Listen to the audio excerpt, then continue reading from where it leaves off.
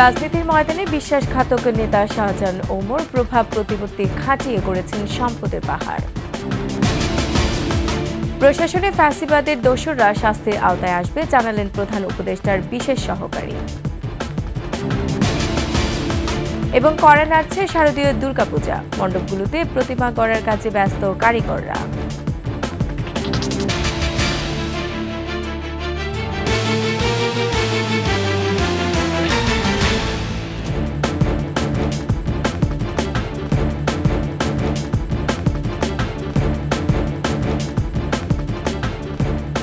শুনছিলেন first security ইসলামী bank PLC সংবাদ শিরোনাম। আমন্ত্রণ সকালের 21 সংবাদে, সাথে আছে আমি রোমান আমি। দর্শক, 21 টেলিভিশনের সংবাদ একই সাথে সরাসরি দেখতে পাবেন আমাদের ফেসবুক পেজ www.facebook.com/2124 অনলাইনে। এছাড়া সাবস্ক্রাইব করতে পারেন www.youtube.com/@21etv চ্যানেলে। দুর্নীতি আর ক্ষমতার লোভে হারিয়ে গেছেন সেই স্বঘোষিত হ্যাডামওয়ালা রাজনীতিবিদ ব্যারিস্টার শাহজাহান ওমরের রাজনৈতিক ভবিষ্যৎ। বিএনপি থেকে ডিগবাজি দিয়ে 7 জানুয়ারির বিতর্কিত নির্বাচনে আওয়ামী লীগের টিকেটে এমপি হয়ে হারিয়েছেন একুল ওকুল দুকুলিয়ে। বিএনপি সরকারের প্রতিমন্ত্রী হয়ে গড়ে তোলেন অবৈধ সম্পদের পাহাড়। হামলা, মামলা, নির্যাতন চালিয়েছেন নিজ দলের ত্যাগী নেতাকর্মীদের উপর। প্রতিনিধি আজমির হোসেন তালুকদারের তথ্য ছবিতে desk report. Barrister Shahjahan Omar মুক্তিযুদ্ধোত্তর বাংলাদেশে বীরুত্তম খেতাব পেলেও দেশ এবং মানুষের সঙ্গে করেছেন প্রতারণা। সমাজের জন্য রাজনীতি না করে ব্যক্তি স্বার্থে হয়ে ওঠেন প্রতাপশালী রাজনীতিবিদ। বিএনপির রাজনীতি করে হয়েছেন এমপি থেকে মন্ত্রী। নিজ নির্বাচনী এলাকা ঝালকাঠি জুড়ে ছিলেন দলের একক নীতি নির্ধারক। সেই বিএনপির সঙ্গে বিশ্বাসঘাতকতা করে কারাগারে আটক থাকা অবস্থায় আওয়ামী লীগের সঙ্গে আঁতাত করে বনে যান নৌকার মাঝি। সবশেষে প্রহসনের নির্বাচনে আবারও প্রবেশ করেন বিতর্কিত সংসদে। সেই দোর্দণ্ড প্রতাপশালী ক্ষমতার লোভে ছিটকে পড়েছেন রাজনীতির মাঠ থেকে আস্থা করে। বিএনপির কেন্দ্রীয় নেতা হয়েও দলের মধ্যে বিভেদ তৈরি করে তৃণমূলের নেতাকর্মীদের ওপর চালিয়েছেন নির্যাতন। শাহজাহান ওমরের অবৈধভাবে সম্পদ অর্জনের বিষয়ে নিরপেক্ষ তদন্ত চান একসময়ে তারই রাজনৈতিক কর্মীরা। আওয়ামী লীগ সরকারের সময় উচ্চ আদালতে 13 বছরের সাজার রায় কার্যকরের দাবিও তাদের। আওয়ামী লীগ নির্বাচন করতে সে একটা বিশ্বাসঘাতক, সে একটা মুনাফেক, সাংগঠনিকভাবে সে কোনো ভিত্তি তৈরি করতে পারে না। তার যে টেন্ডারবাজি, দান্দাবাজি, লুটপাট এইভাবে করে অঢেল টাকার মালিক হয়েছে। স্বৈরাচারের দোষরের আমরা বিচার চাই। এই দোষরের উপযুক্ত বিচার হওয়া দরকার। ঝালকাঠির প্রতিটা মানুষ তার বিচার চাই। শুধু ঝালকাঠিবাসীর কাছেই নয়, সারা দেশের মানুষের কাছেও এখন এক ঘৃণ্য নাম শাহজাহান ওমর। উনি দলের দুঃসময় নেতা কর্মীদেরকে ফেলে রেখে নিজে আবার সুবিধা নেওয়ার জন্য দলের সাথে মির্জাপুরি বিশ্বাসঘাতকতা করে উনি আওয়ামী লীগে যোগ দিয়েছেন। উনি এখন আবার আমরা দেখি সামাজিক যোগাযোগ মাধ্যমে বিএনপিতে যোগ দেবেন। এটা তার দিবা স্বপ্ন। 5 আগস্ট ফ্যাসিস্ট আওয়ামী লীগ সরকারের পতনের পর থেকে আত্মগোপনে রয়েছেন বিতর্কিত এই রাজনীতিবিদ। Masum আলিসা, desk report, 21 television. লুটপাট, কমিশন, বাণিজ্য, ঘুষ আর দুর্নীতি অনিয়ম করে গড়েছেন অঢেল সম্পদের পাহাড়। দেশ বিদেশে বানিয়েছেন বাড়িয়া। আমোদ ফুর্তির জন্য তৈরি করেছিলেন হেরেমখানা। বলছিলাম ভোলা 4 আসনের টানা 3 বারের সংসদ সদস্য আব্দুল্লাহ আল ইসলাম জ্যাকবের কথা। টানা 15 বছরে ক্ষমতার দাপটে চরফ্যাশন ও মনপুরায় গড়ে তোলেন ত্রাসের রাজত্ব। ভোলা প্রতিনিধি মেজবাউদ্দিন শিপুকে নিয়ে বিস্তারিত জানাচ্ছেন দীপু শিকদার।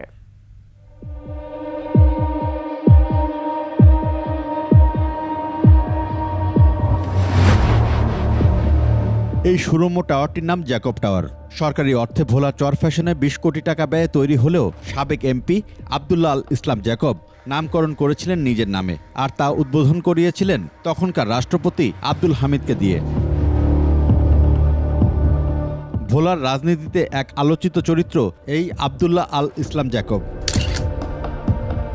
ভোলার চরফ্যাশন আর মনপুরায় আওয়ামী লীগের টিকিটে 3 বার এমপি ছিলেন এই জ্যাকব, আর এতেই 15 বছরে ফুলে ফেপে ওঠেন তিনি। তার দাপটের কাছে অসহায় ছিলেন এই সংসদীয় আসনের সাধারণ মানুষ। স্থানীয় লোকজনদের জোর করে উচ্ছেদ করে সেই জমিতে বানিয়েছিলেন খামার বাড়ি, যদিও 5 আগস্টের পর তা বন্ধ করে দেয় স্থানীয়রা। রিসোর্টের নামে মানুষের কাছে শত শত জমিন দখল করেছেন। ৭৭ একর জমিন আমার দাদার কালের সম্পত্তি, এটা জ্যাকব নিয়ে গেছে। নেওয়ার পর বোঝেন এটা সে খামার বাড়ি করছে। খামার বাড়িতে অনেক খারাপ কাজ চলতো, এখানে কোনো সাধারণ লোক ঢুকতে পারে না। আমাদের বাড়ি জমি সে জোর পূর্বে নিয়ে সে খামার বাড়ি করছে। খামার বাড়িতে আমরা এখান থেকে আউট হয়ে গেছি, এখন আমাদের এই জমি চাই আমরা। সাবেক এই এমপির বিরুদ্ধে রয়েছে অনিয়ম আর কমিশন বাণিজ্যের অভিযোগ। ঠিকাদারি কাজ করতে হলে তার লোকজনকে 20% কমিশন দিয়ে গ্রিন কার্ড নিতে হতো। স্থানীয় শিক্ষা প্রতিষ্ঠানের উপরও চলত তার খবরদারি। শিক্ষক কর্মচারী নিয়োগের নামেও ঘুষ বাণিজ্যের অভিযোগ রয়েছে। নিয়োগ বাণিজ্য করে অযোগ্য লোকদেরকে টাকার বিনিয়োগ চাকরি দিয়ে যোগ্যদেরকে বঞ্চিত করছেন। শিক্ষা প্রতিষ্ঠান নামে দুর্নীতি করেছেন এবং শিশু পার্কের নামেও দুর্নীতি করেছেন বলে আমরা সবই জানতাম। এছাড়া নামে বেনামে তিনি গত 15 বছরে গড়ে তুলেছেন সম্পদের পাহাড়। চর ফ্যাশন মনপুরায় তার রয়েছে 44টি ইটভাটা। চর ফ্যাশনে এতটা পরিমাণে লুটপাট করেছে যে তিনি ব্রিক ফিল তৈরি করতে গিয়ে তিনি বন উজাড় করেছেন। দেশের বিভিন্ন জায়গায়ও রয়েছে তার কোটি কোটি টাকার সম্পদ। দেশের বাইরেও কিনেছেন বিলাসবহুল বাড়ি।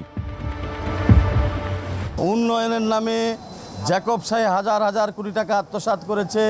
এটার জন্য আমরা চরফ্যাশনবাসী বিচার চাই। তার দুর্নীতির ফেরিস্তি শেষ হবে না।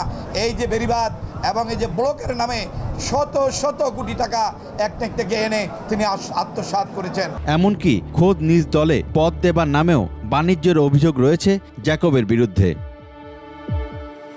দীপু শিকদার, 21 টেলিভিশন, ঢাকা। প্রশাসনে ফ্যাসিবাদের দোষরদের শাস্তির আওতায় আনার ব্যাপারে সরকার সচেষ্ট বলে জানিয়েছেন প্রধান উপদেষ্টার বিশেষ সহকারী মাহফুজা আলম। রাজনৈতিক দলগুলোর সাথে প্রধান উপদেষ্টার সংলাপের সার্বিক বিষয়ে জানাতে রাজধানীর ফরেন সার্ভিস একাডেমিতে সাংবাদিকদের একথা জানান তিনি। মাহফুজ আলম জানান, সব দলই নিজেদের সরকার মনে করে সব রকম পরামর্শ দিয়েছেন, সেগুলোকে মাথায় রেখে কাজ করা হবে। এ সময় প্রেস সচিব শফিকুল আলম জানান, রাজনৈতিক সংলাপ ধারাবাহিক প্রক্রিয়া, এটি চলমান থাকবে। প্রশাসনের ভিতরে যারা ফ্যাসিবাদের দোষর তাদের ব্যাপারে সরকারের স্পষ্ট অবস্থান আছে এবং সরকার এই ক্ষেত্রে যথেষ্ট সক্রিয় আছে যে কিভাবে ফ্যাসিবাদের যারা দোষর ছিল তাদেরকে কিভাবে শাস্তির আওতায় আনা যায়। প্রফেসর ইউনূস বলেছেন যে ইলেকশনের কাজগুলো এগিয়ে যাবে, ইলেকশনের প্রস্তুতি, ইলেকশন কমিশন ফরমেশন, এগুলোর যে কাজগুলো সেটা এগিয়ে যাবে, যাতে যখনই কনসেনসাসটা রিচ হলো রিফর্মের ব্যাপারে যাতে খুব দ্রুত একটা ইলেকশন দিয়ে দেওয়া যায়। সাবেক প্রধানমন্ত্রী শেখ হাসিনার সাবেক মুখ্য সচিব আবুল কালাম আজাদকে গ্রেফতার করা হয়েছে। আজ আদালতে তুলে রিমান্ড আবেদন করবে পুলিশ। রাজধানীর ধানমন্ডি থেকে তাকে গ্রেফতার করা হয়। ডিএমপির গোয়েন্দা শাখার অতিরিক্ত কমিশনার রেজাউল করিম মল্লিক জানান, তার বিরুদ্ধে সুনির্দিষ্ট অভিযোগে মামলা রয়েছে। আবুল কালাম আজাদ শেখ হাসিনা সরকারের সময় একাধিক মন্ত্রণালয়ের সচিবের দায়িত্বে ছিলেন। তাছাড়া প্রধানমন্ত্রীর কার্যালয়ের সচিব এবং মুখ্য সচিবের দায়িত্ব পালন করেছেন তিনি। সবশেষ জাতীয় নির্বাচনে জামালপুর 5 আসন থেকে নৌকা প্রতীক নিয়ে সংসদ সদস্য নির্বাচিত হন আবুল কালাম আজাদ।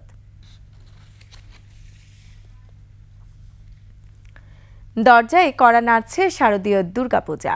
মণ্ডপগুলোতে প্রতিমা গড়ার কাজে ব্যস্ত কারিগররা। এদিকে দুর্গোৎসবকে নির্বিঘ্ন করতে নিরাপত্তা জোরদার করেছে প্রশাসন। খুলনা, ময়মনসিংহ ও কিশোরগঞ্জ প্রতিনিধি পাঠানো তথ্য ছবিতে ডেস্ক রিপোর্ট। শরতের কাশফুল, মণ্ডপে মণ্ডপে প্রতিমা তৈরির আয়োজন বলে দিচ্ছে দুর্গতি নাশিনী মা দুর্গা আসছেন মর্তে। মহাষষ্ঠীতে দেবীর বোধনের মধ্য দিয়ে শুরু হবে দুর্গাপূজার মূল আনুষ্ঠানিকতা। খুলনা জেলায় এবছর দুর্গাপূজা হবে 791টি মণ্ডপে। মন্দিরে সাজসজ্জার পাশাপাশি আইন শৃঙ্খলা রক্ষায় বসানো হচ্ছে ক্লোজ সার্কিট ক্যামেরা। আলোকোজ্জ্বল সহ সাজসজ্জায় বৈচিত্র্যতা আনতে চলছে প্রস্তুতি। এবার রঙের কাজ 2-3 দিন মধ্যে হয়ে যাবে। পূজা অর্চনা করে তাদেরকে বোঝানোর চেষ্টা করছি, কোনো উদ্বিগ্ন উৎকণ্ঠতার কারণ নাই, কারণ সরকার নিরাপত্তা দেওয়ার জন্য সর্বাত্মক চেষ্টা করেছে। মন্দিরগুলোতে যে কোনো অপতৎপরতা ঠেকাতে কঠোর অবস্থানে আইন শৃঙ্খলা রক্ষাকারী বাহিনী।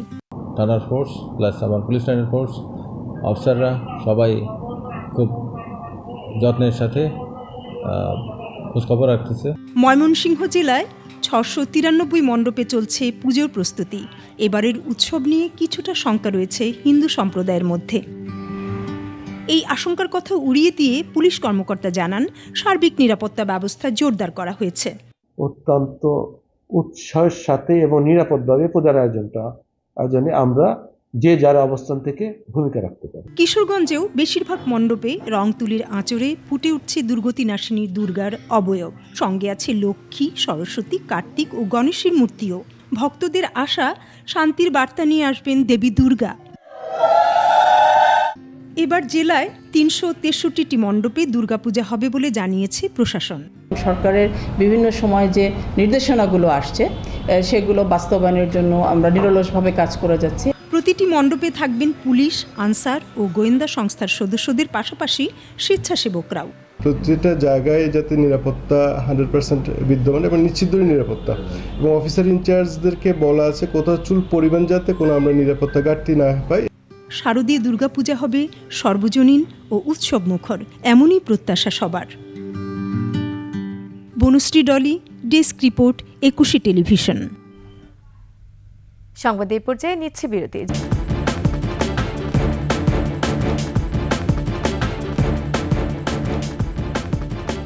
আবার আমন্ত্রণ সকালের 21 সংবাদে।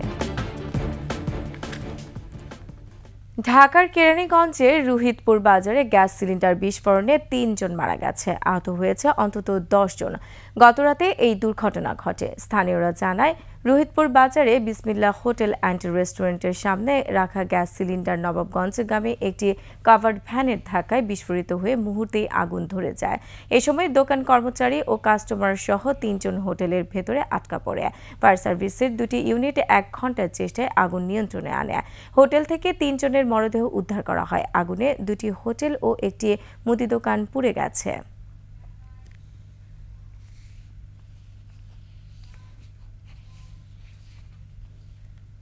আর এরই সাথে শেষ করছি সকালের 21 সংবাদ। যাবার আগে ফার্স্ট সিকিউরিটি ইসলামী ব্যাংক পিএলসি সংবাদ শিরোনামগুলো আরও একবার। রাজনীতির ময়দানে বিশ্বাসঘাতক নেতা শাহজাহান ওমর প্রভাব প্রতিপত্তি খাটিয়ে গড়েছেন সম্পদের পাহাড়। প্রশাসনে ফ্যাসিবাদের দোষররা শাস্তির আওতায় আসবে, জানালেন প্রধান উপদেষ্টার বিশেষ সহকারী। এবং করা নাড়ছে শারদীয় দুর্গাপূজা, মণ্ডপগুলোতে প্রতিমা গড়ার কাজে ব্যস্ত কারিগররা।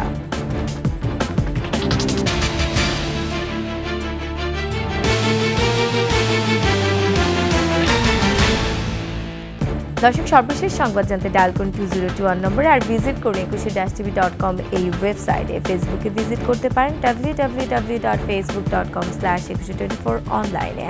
এছাড়া সাবস্ক্রাইব করতে পারেন www.youtube.com/@21etv চ্যানেলে। এতক্ষণ সঙ্গে থাকার জন্য ধন্যবাদ। পরবর্তী সংবাদে সকাল 9টায় দেখার আমন্ত্রণ রইল। 21-এর সাথেই থাকুন।